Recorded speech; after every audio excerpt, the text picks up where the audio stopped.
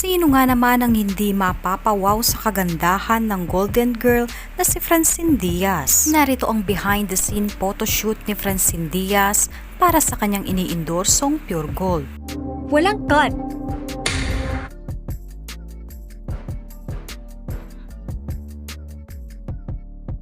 Gandang-ganda ang mga netizens sa behind-the-scene photoshoot na lumabas na larawan ni Francine Diaz para sa kanyang iniindorsong Pure Gold.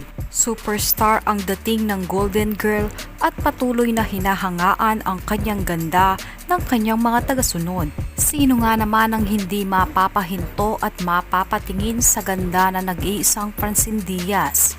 Likod pa lang ni Francine ay siguradong matutunaw ka. Narito ang iba pang behind the scenes sa Pure Gold shoot ni Francine Diaz.